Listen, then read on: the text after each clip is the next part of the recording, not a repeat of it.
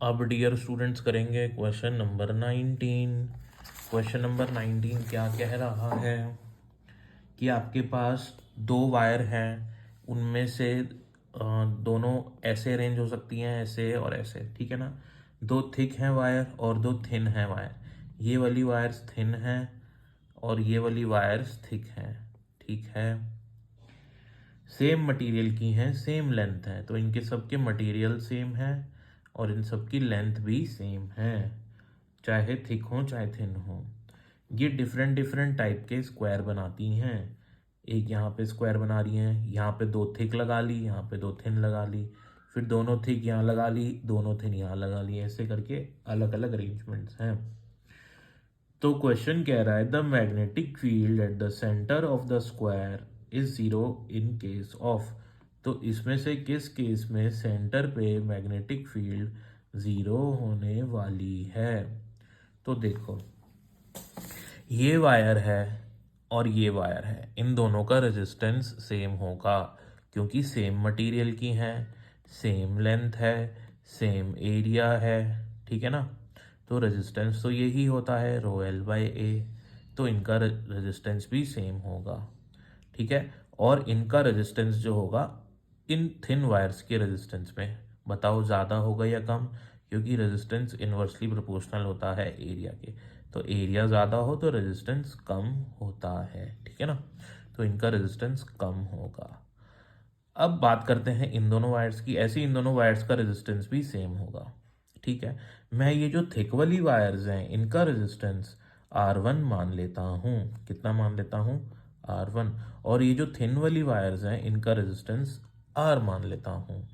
तो मैंने इन वायर्स को हटा के रेजिस्टेंस वायर बना ली, तो ऊपर रेजिस्टेंस आ जाएगा दो सीरीज में, R1R R1R, ठीक है।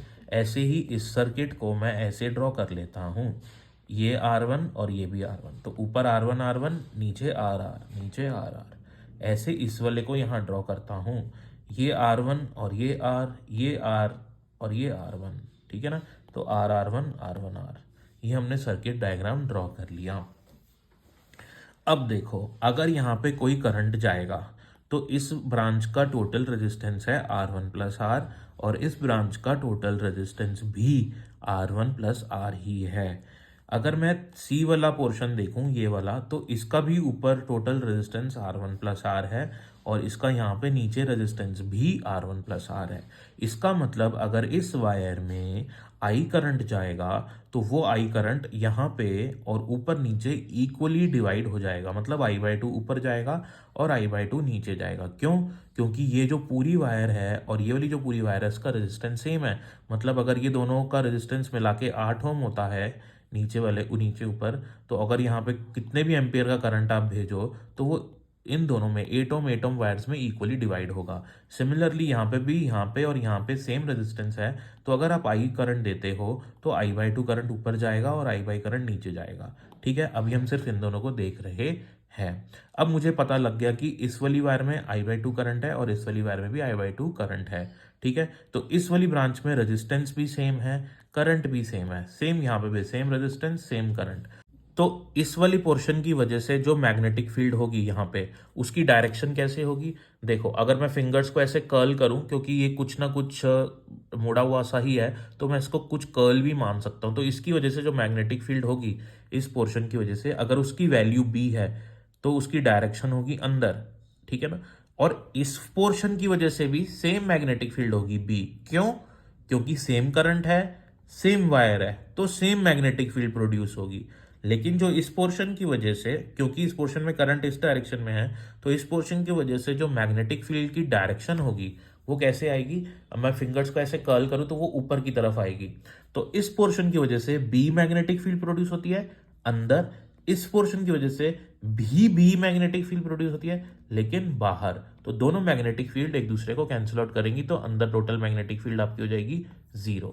सिमिलरली अगर मैं सी वाला पार्ट देखूं तो इस पूरे पोर्शन का रेजिस्टेंस सेम है, इस रेजिस्टेंस का, इस पोर्शन का और इस पोर्शन का रेजिस्टेंस सेम है, ठीक है ना। और दोनों पार्ट्स में ऊपर और नीचे सेम करंट जाएगा। जब सेम करंट जाएगा, सेम रेजिस्टेंस है, सेम लेंथ है, सब कुछ सेम है, तो दोनों की वजह से जो मैग्नेटिक फील्ड प्रोड्यूस होगी, मैग्नेटिक फील्ड की वैल्यू वो भी सेम होगी, लेकिन ऊपर में डायरेक्शन ऑफ करंट ऐसे रहेगा, इस डायरेक्शन में करंट होगा। तो अगर मैं फिंगर्स को ऐसे कर्ल करूं तो थंब अंदर की तरफ पॉइंट करता है, तो इस पोर्शन की वजह से मैग्नेटिक फील्ड अंदर, और इस पोर्शन की वजह से, ये नीचे वाले की वजह से मैग्नेटिक फील्ड बाहर, जैसे यहाँ पे हो रहा था। ठीक है, तो वो दोनों मैग्नेटिक फील्ड सिंस इक्वल और अपोजिट हैं, तो दोनों मैग्नेटिक फील्ड एक दूसरे को कैंसिल आउट करेंगी, तो यहाँ पे मैग्नेटिक फील्ड हो जाएगी दोनों पार्ट्स की वजह से जीरो। और अगर मैं बात करूं बी वाले पार्ट की, तो बी वाले पार्ट में ऊपर R1 रेजिस्टेंस है जो कि कम है, और नीचे RR रेजिस्टेंस है जो कि ज्यादा है। तो ऊपर और नीचे की जो पैरेलल में वायर्स लगी हुई हैं, हम इसको मान सकते हैं कि वायर्स पैरेलल में लगी हैं, इनमें जो रेजिस्टेंस है वो अनइक्वल है, रेजिस्टेंस इक्वल नहीं है, आर दोनों का रेजिस्टेंस अलग अलग है ना। तो रेजिस्टेंस अलग अलग है, दोनों में करंट अलग अलग होगा, दोनों की वजह से जो मैग्नेटिक फील्ड प्रोड्यूस होगी वो भी अलग अलग होगी, इसलिए वो मैग्नेटिक फील्ड एक दूसरे को कैंसिल नहीं कर पाएंगी, और सिर्फ ए और सी पोर्शन की वजह से ही आपकी टोटल मैग्नेटिक फील्ड सेंटर पे जीरो आने वाली है। अगर आपको क्वेश्चन समझ में आ रहा है, मेरी वीडियोस देख रहे हो, तो प्लीज़ लाइक शेयर सब्सक्राइब ज़रूर करो। Thank you.